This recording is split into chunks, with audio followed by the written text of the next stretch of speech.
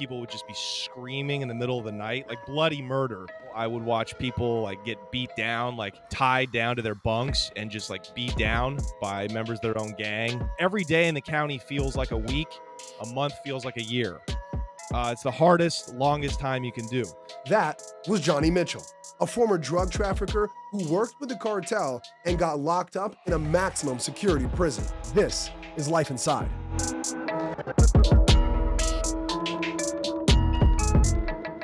Johnny, let's jump right into it, okay? What were you arrested for? What did they catch you for?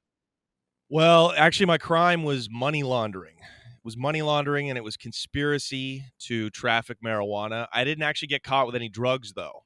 They raided my house, and they found a bunch of money, enough to put me away for any kind of tax evasion, money laundering conspiracy that they have on the books. So that was actually my crime. It was not. It wasn't a drug beef per se. Although I've caught one of those too. Well, when they walk us through that, when they caught you with all the money, what is this, like in your house, in a car? Was it like dogs breaking down your door type situation? No. I got the nice white boy treatment when they raided my house. I got the nice Portland, Oregon white boy special. They knocked. They had a search warrant, and of course, I let them in, right? Because I'm not gonna run. I'm not gonna shoot it out, right? It doesn't look anything like it is in the movies. Long story short, the day that I went down, they had put a tracking device, a small little chip inside of a package of money that was getting shipped back to me from the East Coast, where I would mail my work. Work is the merchandise, right? And we had done this hundreds and hundreds of times. The success rate was wild. Like it's a great way to move. It's a great way to move drugs across the country. We mailed probably 400, put closer to 500 packages in 1 year, and I think 4 of them got intercepted. Four packages with product and 2, maybe 3 packages with money. But it only takes one. In the drug game, it only takes, they only have to get right. They only have to get lucky once. You have to get lucky every time. That's why it sucks to be a drug dealer long term. And so they came in, but I was slipping. I had too much money at the crib, and I tried to bribe my way out, all this stuff, and they weren't going for it. So at the end of the day, they were able to link, some evidence that they found in the apartment to some safe deposit boxes I had. And at the end of the day, they were holding like $700,000 in cash as evidence. So that was enough to put me away. Yeah, that's not personal use money. So they definitely got you there with money laundering and connected all. All right. So that's how you get arrested. I kind of want to jump a little fast forward. I know a lot of people mix it up. You're an expert at it. There's a big difference between jail and prison. You spent some time in jail fighting this case. It's my understanding that you even got into a couple of fights. I think like 4 fights in 6 months. So yeah. My question for you is, you eventually did go to prison. What in jail prepared you for your prison sentence? Because you're really like a first-time offender. So what are you learning in the first couple of months that kind of set you straight for the rest of your sentence? Yeah, well, I did almost 8 months in county fighting my case. Besides really learning the inner workings of like the bureaucracy that is the justice system or the prison system, which is just you can only learn it from the inside, right? Unless I guess you're a lawyer, you're a public defender, but it's a dizzyingly complicated, disorganized system. So, I learned about it's wild. I could go back and be a better drug trafficker and a better criminal, having been through it. You know what I mean? Hearing about how other inmates caught their cases, right? Learning what not to do. I mean, the stories are endless. They're wild. But in terms of personally, what jail taught me before going to prison was that you immediately have to stick up for yourself. So, there's a rule in any major county jail. It's like you have to fade. We call it a stand-up fade. So as soon as you hit the main line or the general population, you have to fight somebody. And their fights are set up. Those kind of testing you fights are set up like schoolyard fights. It's like, hey, meet me on the behind the playground. bleachers at lunch. Yeah, see you there. Yeah, exactly. So, I got to fight my first 10 minutes in county jail. I was this big skinhead dude, And you know, I learned that it doesn't really matter who wins that fight. They want to make sure you have heart. So that's really what it's about. So, you know, I got in a fist fight with him. I wrapped my knuckles in toilet paper so I wouldn't break them, and we just found a little blind spot in the bathroom area, and we just, you know, beat the shit out of each other as hard as we could for like 45 seconds, you know. And the cop broke it up. The CO broke it up, and he just made us go back to our cells. He knew what it was about. He was like, "Oh, these guys just hit the county jail. We're going to let them. This is what they do." Yeah. Right. Now, He didn't even now, real send us. quick, you're not a small guy, right? Because I've seen a couple of your YouTubes, see a couple of your podcasts, your comedy. Great. You're not a small guy by any stretch of the imagination. Tell us how big you are. No, At I'm the not time. small, but I'm 6'6", but I'm lean, and Yeah. so back in the days I was like really skinny, so Yeah. I had to bulk up right away, and you know I had fellow inmates that would get me in their car. We called it a car. That was like your gang or your workout car. But no, I wasn't like a victim. I was never. I had good paperwork. You know, I had good paperwork means they knew what I was in there for, some pretty high level drug trafficking, and that I think that crime kind of gave me some respect right away. And yeah, I am a big guy, you know, so if you're gonna come after me, it's gonna get messy. You know what I mean? And usually the people that get extorted and you know we'll bleep that out. They're usually like it's very obvious who the victims are right away Yeah. going in there. You And would you're see not one little of them, guys. you're saying. They're not going to No, identify you as one of them. no, no. I was worried about getting stabbed though, for sure. Yeah. When I got to prison, because that now you're talking about, you know, gang segregation and, you know, being forced to go gang bang and go put in work, which would probably involve killing somebody. And it's like, I'm not going to risk my life. I'm not going to catch a life sentence for, you know, these neo-Nazi guys. I would rather have you attack me, and you know, if I kill you in self-defense, at least I can get out of there, you know. At least I can get out of there. Like, I just don't want to die in prison, right? But with county jail, back to your question, yeah, it basically like it basically turned me into an animal, to be honest with you. Mhm. Well, Yeah. real quick, because that thank you for that. That spurs so many questions. So, two quick questions, right? First, you're talking about people pulling you into groups. You're fighting a skinhead. So I'm assuming you mean like a white guy, big, tall white guy. You're obviously Mhm. a white guy. Not to bring race into it or whatever, but I'm guessing 6'6" white boy walks into jail. The brother's got to be asking you if you ball. I got to assume that. Yeah, yeah, of Does that course. change anything Of for you? course. So does the ability for you They to were ball right. and be tall They were right. I pulling do you ball. in? Yeah. I do ball. I did ball. So were you Yeah, running yeah. game with them? Did that change life for you from the inside? Yeah, I mean, I think definitely when I got to prison, it did. That's where we ran full court. You know, I was at the Two Rivers Correctional Facility. It's a maximum security. It might actually have been classed down now. It might only be a medium security prison now. Back when I was there, it was a really really rough place. It was a maximum security prison, but we had good run there. We had good like leagues, like full on like basketball leagues there. So I was recruited my first day, as you might imagine, just walking around. You know, I mean, the black guys just plucked me out of, out of nowhere, made me come run with them. So yeah, that definitely helped. But I mean, it it, it wasn't like if the riot popped off, they were gonna like be friends with me. You know, like they would start coming after me and you know trying to stick me or trying to beat me up. So yeah, I mean, you kind of just had to. It was a fine line I was walking, you know. Were there any riots in jail when you were there? Like, could you walk us Yeah, through what a riot's like? most definitely. I mean, there was like baby riots in the county jail. You know, they were trying to like take away when I was in the county jail. They were trying to take away a meal. Actually, they were trying to reduce us to 2 meals a day.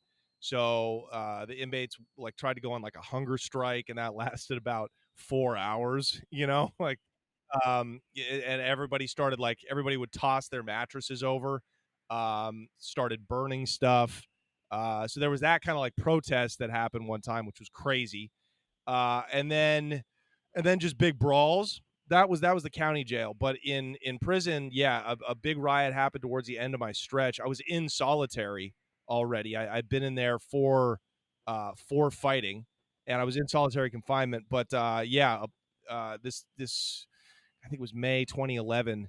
This riot kicked off where in the day room, and it spilled out into the prison yard. And basically it was, what it is. It was shanks and fists and locks from the lockers. And I think 10 people ended up getting stuck.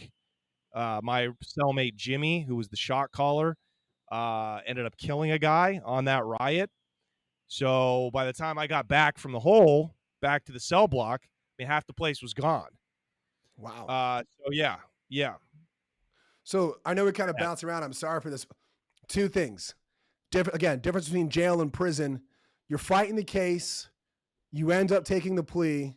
How much time do you take? And walk us through that day that your sentence. You're not fighting the case. You're going to serve X amount of time. What's that like? Well, I was fighting my case, first of all. I didn't get any bail because they caught me with so much cash, and they were trying to make these cartel connections. They were trying to basically prove that I was a member of the Sinaloa cartel, which is crazy. You can't be a non-Mexican. You can work with the cartel, but you can't work for the cartel. I was denied bail. I had bail money. I had $250,000 set. No. It was, my bail was $500,000. And the day that I went down to set it, right, you got to come up with 10% of that. So 50 grand, it's nothing. I got that. The day that I was scheduled to go bond out, this was an exceptional thing that was happening to me, right? So what they were trying to do is they were just trying to, because county's so brutal, they were trying to get me to give up my connections, my Sinaloa and drug trafficking sources, right? So they were like, we're just going to leave this guy in here. And every week that they left me in the county, right, I'm suffering, I'm starving, I'm fighting. The conditions are brutal. So What every kind of week they would. conditions? Like what? Like what's brutal about it? Break it down for us. I mean, I just told you I was starving, you Yeah. know? So it's you're celled up in bunks with junkies that are fresh off the street. People are overdosing. They're withdrawing from heroin. That was huge at the time. There was this before fentanyl. So people would just be screaming in the middle of the night, like bloody murder, because they were coming down off smack. Uh, I would watch people get beat down, uh, uh, tied down to their bunks and just beat down by members of their own gang, stuff like that. So you're never let out. There's no daylight. You're in these pods, and you never see any natural sunlight. So it's kind of stuff like that where it's every day in the county feels like a week, a month feels like a year. It's the hardest, longest time you can do. So they were holding me in there, and my lawyer was like, "Look, the longer you can stay in here, the more apt the state is going to be willing to make a deal with you." Because I knew they didn't have anything. They didn't have any wiretaps. They didn't have any real evidence connecting me to any cartel members or any drug cartels. Right? All they had was a bunch of money. So, and sure enough, the longer I held out, the more the feds dropped the case, the state picked it up, and the DA would come to my lawyer and say, okay, we'll give him 5 years with good time. And we'd say, that. So I'd stay in there a few more months. And then he came back and he would say, 42 months. And finally, we agreed on 36 months with time served and the ability to be part of a drug program to get a time cut if I was well behaved in there, right? But it wasn't looking good because I was already getting in fights and going to the hole, and I was giving up on any hope of getting released early, right? So we finally come to an agreement, and I say, my lawyer was like, 30. This is a good deal, 36 months. Let's take it. So I said, bet, and and it was anticlimactic because by the end of my county stretch, I was begging to go to prison. I was like, this is so bad. Send me to my home, let's get this party going. And yeah, and I just remember going before the judge, and there was nobody in the courtroom, just my parents. There's no glamour to it, right? There's no cameras, there's no nothing. It was just me signing the paperwork. and then you get back to your. They send you back to county. You have your final meal, and then in the middle of the night they say roll up, and you roll all your stuff up, and then they chain you up and they put you on the Gray Goose, and they then you begin your journey. You know, All right. So what's the bus called? Is it Gray Goose, or am I just thinking about trying to get a drink tonight? Gray Goose, Gray that's Bus. the Gray Goose is Is it Gray Goose? the Yeah. transport vehicle that they take you on. That's just the name that we have for it on Yeah. the West Coast. I don't know if they call it that on the East Coast or anywhere else. They call the plane and the feds, they call it Con Air when they put you on the plane and fly you around. But on the West Coast in the prison system, we call it the Gray Goose, and it's basically just a Brinks truck that's been outfitted as like a prison transport van. Yeah. And that's a brutal ride, man. Let me tell I you. mean, it was your ride specifically was brutal. Like you saw an actual murder, right? Like what was it? Yeah, A lifer killed a yeah, rapist. Talk to us yeah. about what you saw. I don't know what his actual paperwork was. He obviously had a jacket. A jacket is a skin beef or a sex crime. And I didn't realize he was got killed till a couple weeks later. But we were getting off the chain, going to Two Rivers. I'd been at Coffee Creek, which is it's a holding facility. It's where all the inmates from different parts of Oregon get sent to after they're sentenced, and they wait in this holding facility. And it's basically like it's a hub, and they decide what prison they're going to send you to. You might have to wait for bed space to open up, depending on what your security level is. I had maxed out my security level at this point because I'd been fighting and carrying on in the county jail, which wasn't really my fault, but I was just playing defense, right? But they, as soon as you go into the system, all of your paperwork, you just get a file immediately. As soon as you walk into the system, the belly of the beast, everything follows you. So I had 4 or 5 fights. I'd been caught with contraband, so they were like, "We're sending you to Two Rivers." Plus, I was young, so they assume that if you're young, you're going to be a troublemaker. So here I am with a pot charge on the Gray Goose, getting shipped out to a maximum security prison. I'm chained up next to dudes getting ready to go do life. Half a day, murders. I mean, it was what an insane thing to think now. So, anyways, it's like an 8 hour Gray Goose ride out there. And as soon as they let us off the chain, they're lining us up in front of this, ominous prison. And as soon as there's this big, he's like a big Asian dude, Filipino dude, maybe Samoan guy. I'm not really sure. He was standing next to this, other guy, this white guy, just like nondescript. I barely even remember what he looks like. They uncuffed all of us. This guy, big Samoan guy, turns and he just rocked this dude, like just rocked his harder than anybody I've ever seen be hit, and he just dropped him. And I just heard a oof and just bam, lights out, right? And so they come out and they start dousing him with pepper spray. They hit everybody else too, by the way. They hit you Just for good too? measure. Like just They like hit what you us. Yeah. Yeah. I mean, I got on the ground before they could like hit me directly in the eyes. But so we're all, kissing the pavement with our hands on our head. And but later on, we find out. So they cart this guy that got hit. They take him off to medical, and a few weeks later, we found out he was dead.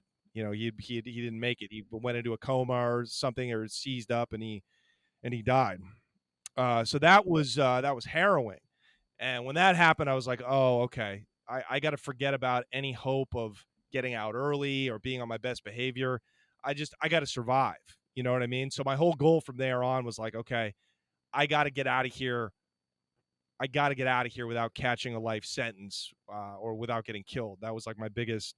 That's when I let the past go. That's when I let the, because I was telling you the other day, it was like until that point, I had dreamed like, okay, we're going to get out. I was still holding on to my old life as this like drug kingpin or whatever I painted myself in my mind, and I was like, okay, once I get out, I'm going to get my old crew back. I'm going to get my connections back. I'm going to get this money back.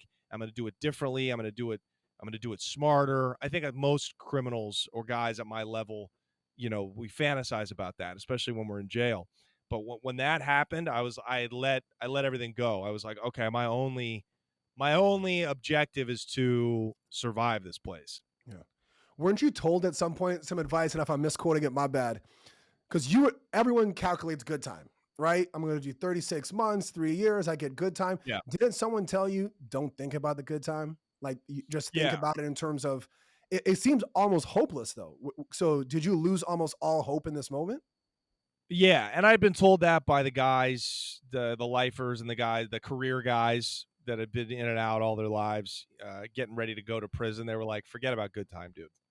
There's no," and that was heartbreaking to me because I was like, "Oh," I was so excited. I was like, "Look, I could be out in 20 months," and they were like, "Yeah, no, you don't worry about that. You're going to do your full stretch.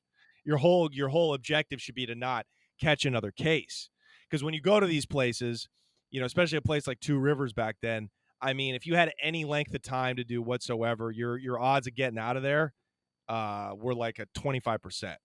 Like you were most likely going to overdose, you get killed, or catch a life sentence. So yeah, forget about good time, Dirk. That's what they told me. So, My is my this name the was Dirk. first wait, Dirk, like Dirk? They called me Dirk because Dirk Nowitzki was like I a was going Hall to of say. Famer. This was 2011, so I was lights out on the basketball court. So all the There you black go. guys started calling me Dirk, and it stuck. And so from I was called Dirk by everybody in the prison system, by my counselor, by the guards. Everybody called me Dirk. Yeah. All right, I'm going to remember that one.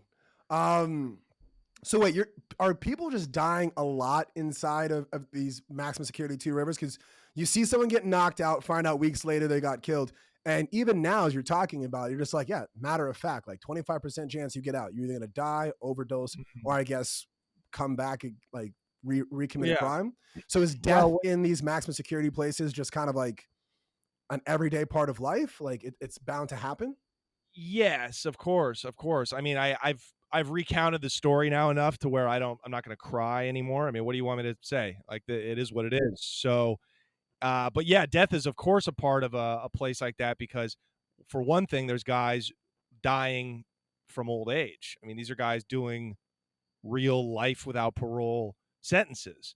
Um, and yeah, overdosing is a huge one. I would say more people are dying of overdoses, especially now that fentanyl is everywhere. But even back then, people were ODing. That's probably what more people die of than anything. And then at a place like Two Rivers, about once a month, somebody was getting carved up, somebody was getting stuck. So I remember. So we talked about this before as well. Cellmate. You get into Two Rivers. I don't think you see your cellmate right away. And I remember talking about this analogy with you. It's like people going to college or when you leave college for the first time, you got a roommate. And all you're worried about is like, hey, is this person going to pay their rent on time? Am I going to get a bunch of dirty dishes in the sink that I got to worry about? Are they going to make noise? Whatever it is. But when you're in prison, who your cellmate is could be almost a life or death situation, right? How does that Yeah, work? I mean, I was so scared after seeing what happened to this one sex offender, right, on the chain.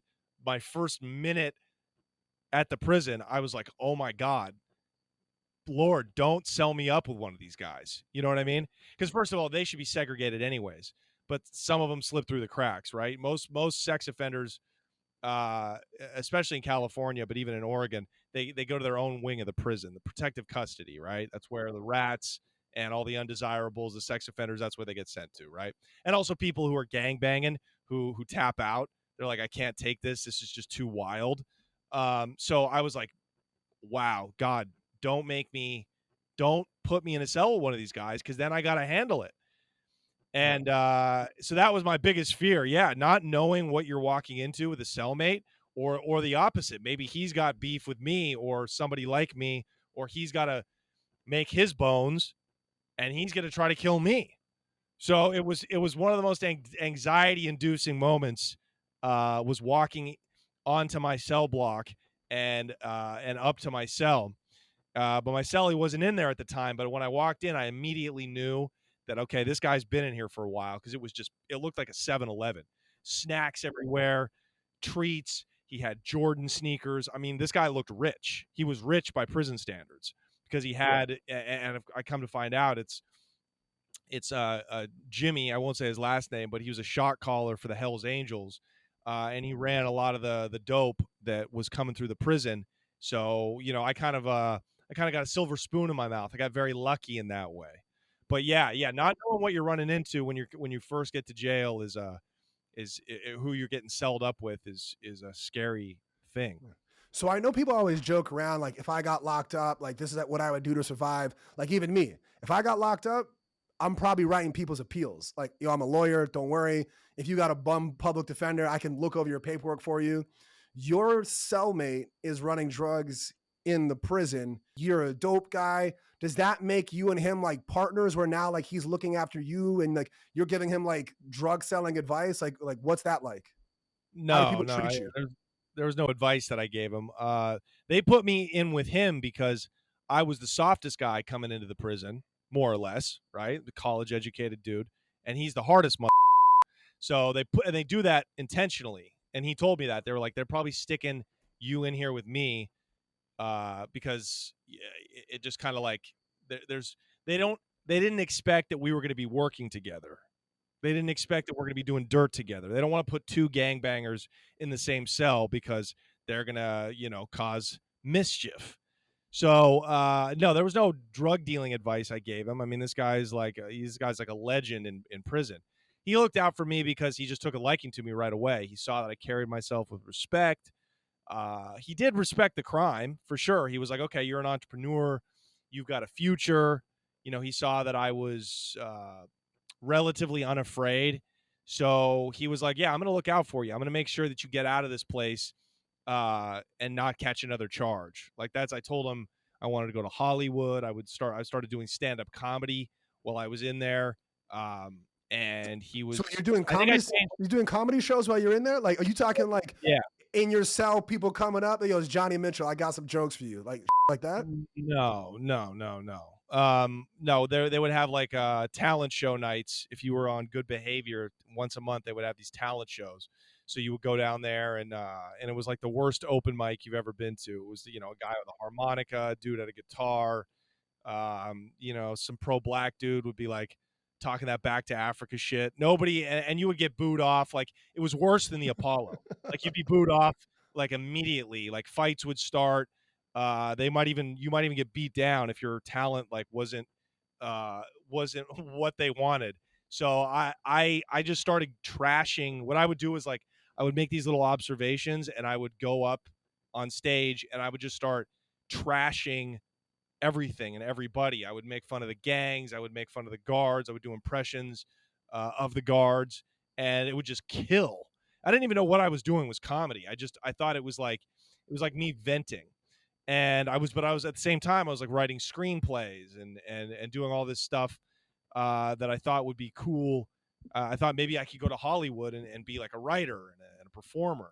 So as soon as Jimmy found out that that's what I wanted to do, he kind of he took me under his wing and he looked out for me. He really looked out for me. And I think I changed his life a little bit too. I kind of, because he'd been locked up for so long, I think a part of me helped him to soften a little bit too. So yeah, I think he appreciated that. And I think that's why I made it. Well, I know that's why I made it out of prison. That prison was Jimmy. I owe him my life, truly. I mean, real quick on this question though, because I know you do stand up. I've seen some of your stuff. Hilarious. Love it. I got to dig a little bit more into it. Thank Um, but were you doing comedy before you went to prison, or are you telling me that you picked up the comedy bug while in prison? No, I picked it up in prison. I had no idea I wanted to be in show business. I thought I was gonna. You know what I thought I was gonna do? I thought I was gonna get out of the game and move to Colombia and open up a bunch of hotels and just sleep with models the rest of my life, which I sounds a mean, lot better. Which you know what? It's a lot better than what I'm doing now. I'll tell you that.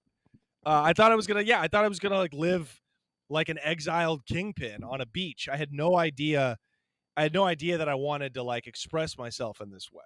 So I think being isolated and having to go through what I went through is the reason that I found comedy and show business. You know what I'm saying? Or else if I had never had to sit down, I would have.